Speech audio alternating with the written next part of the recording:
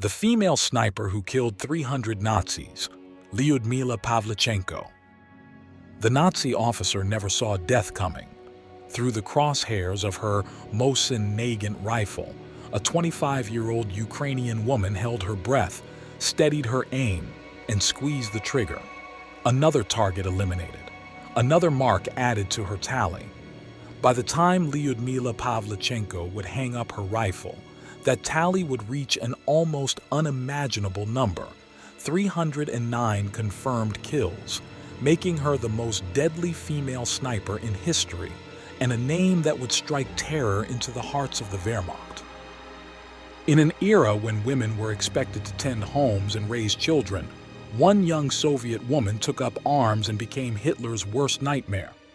This is the extraordinary story of Lady Death herself, Lyudmila Pavlichenko.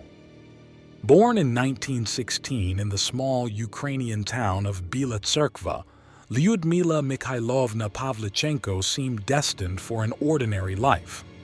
The daughter of a factory worker, she moved to Kiev as a child where she excelled in school and developed what would become her defining characteristic, an iron will that refused to accept defeat or inequality. At 14, while her classmates were daydreaming about romance, Pavlichenko was learning to handle firearms at a local shooting club.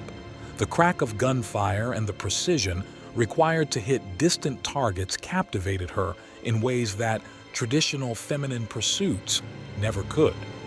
She possessed what her instructors would later describe as supernatural marksmanship abilities, an almost mystical connection between eye, hand, and weapon that couldn't be taught, only refined.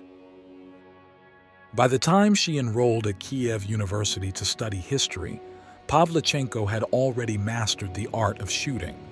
She worked as a factory worker by day and studied by night, but her weekends belonged to the rifle range. Little did she know that this hobby would soon transform her from a promising student into one of the most feared snipers in military history. June 22, 1941, the date that changed everything. Hitler's Operation Barbarossa unleashed over 3 million Axis troops across the Soviet border, and the peaceful life Pavlichenko had known evaporated in the thunder of artillery shells and the scream of Stukas overhead. While millions of Soviet citizens fled westward, Pavlichenko made a decision that would define her legacy. She marched to the nearest recruitment office and demanded to be enlisted as a sniper. The recruiting officers laughed. Here was a young woman, barely 6 inches tall, asking to be sent to the front lines with a rifle. They offered her a position as a nurse.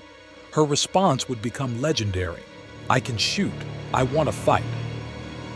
To prove her point, she picked up a rifle and proceeded to demonstrate her marksmanship skills.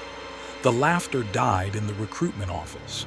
Within weeks, Lyudmila Pavlichenko found herself on the front lines near Odessa, armed with a Mosin-Nagant 91/30th rifle equipped with a 4X scope, and tasked with one of warfare's most dangerous missions, eliminating enemy officers, machine gunners, and fellow snipers.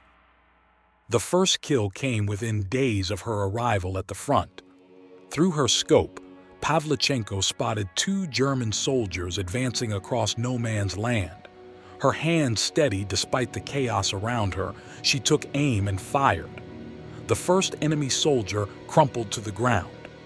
It was a moment that would haunt many soldiers, but Pavlichenko felt only grim satisfaction.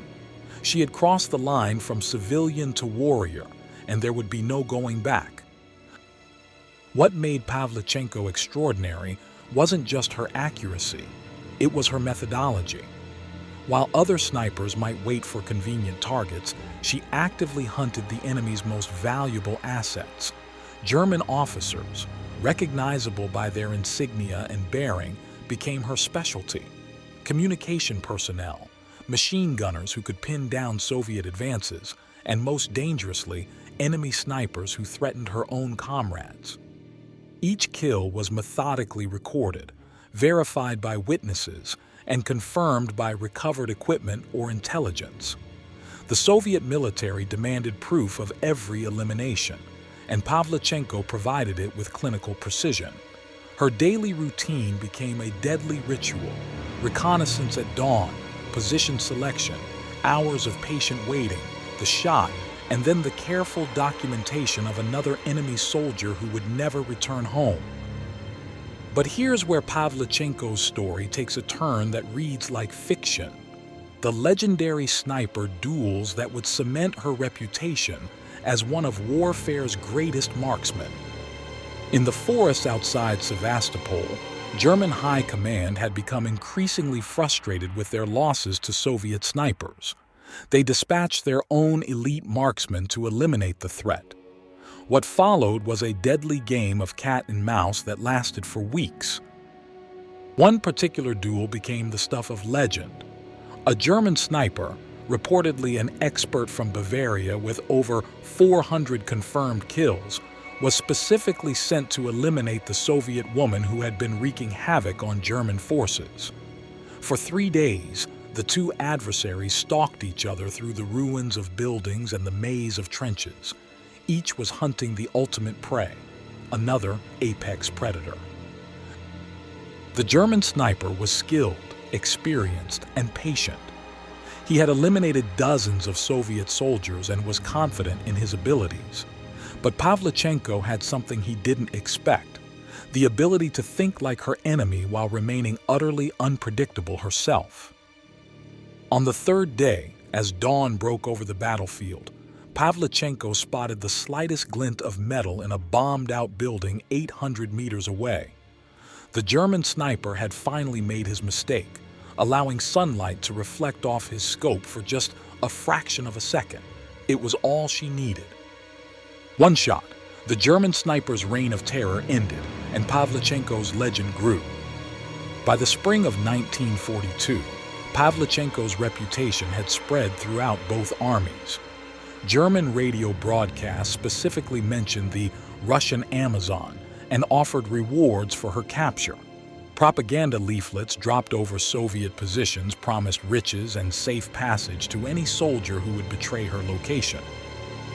But the psychological toll was mounting. Each kill, while tactically necessary, carved away pieces of the young woman who had once dreamed of becoming a historian.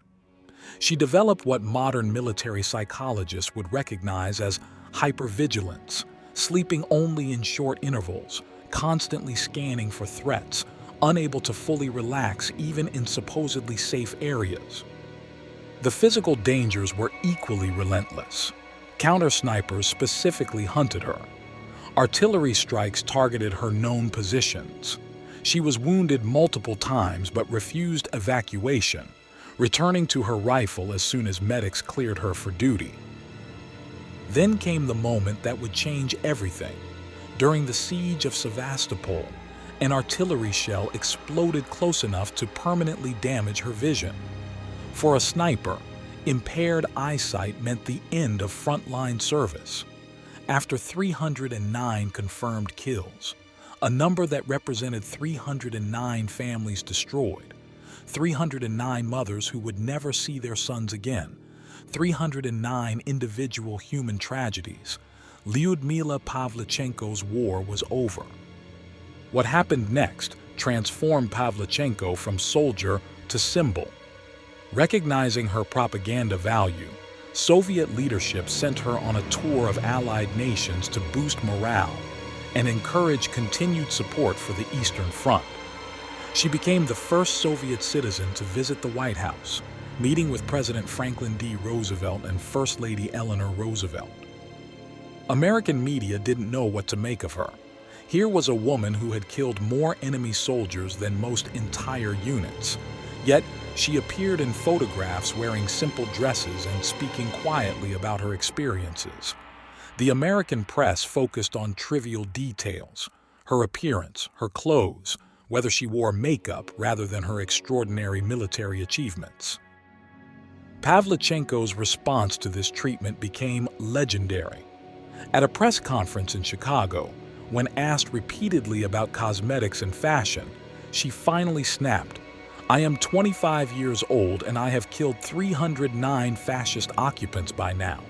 Don't you think, gentlemen, that you have been hiding behind my back for too long?" The room fell silent. This was not the submissive war bride they had expected, but a battle-hardened veteran who had seen more combat than most of the men questioning her. After the war, Pavlichenko returned to university and completed her history degree. The dream deferred but not destroyed. She worked as a researcher and eventually became a prominent figure in Soviet veteran organizations, but she carried the weight of her wartime experiences for the rest of her life. In interviews later in life, she spoke candidly about the psychological cost of her service. "I remember everything," she would say, "every face, every shot, every moment." The woman who had been celebrated as a hero struggled with what modern psychology recognizes as combat trauma, though such understanding was limited in her era. Pavlichenko died in 1974, but her story continues to resonate. She challenged every stereotype about women in combat, proved that lethal effectiveness knows no gender, and demonstrated that ordinary people can achieve extraordinary things when history demands it. Here's what makes Pavlichenko's story so compelling to modern audiences. It forces us to confront uncomfortable questions about war, heroism, and human nature. Was she a hero who saved countless Soviet lives by eliminating enemy soldiers? Or was she a victim of a system that turned a promising young historian into a killing machine? Perhaps she was both. Perhaps that's what makes her story so hauntingly relevant today. In an age where debates about women in combat roles continue, when questions about the psychological cost of warfare remain unanswered, and when the nature of heroism itself is constantly redefined, Lyudmila Pavlichenko stands as a complex figure who embodies all these contradictions. She was Lady Death and a history student, a feared sniper and a young woman who wanted to be remembered for more than killing. A propaganda symbol and a very real person who paid the ultimate price for her service, not her life, but perhaps something equally valuable, her peace of mind. The girl who learned to shoot as a hobby became the woman who changed the course of history, one shot at a time. In the end, Lyudmila Pavlichenko achieved a form of immortality that few warriors ever attain. Her story became legend, her name became synonymous with deadly precision, and her legacy continues to challenge our understanding of courage, sacrifice, and the true cost of war. 309 confirmed kills, one extraordinary life, a story that proves that sometimes the most unbelievable tales are the ones that actually happened.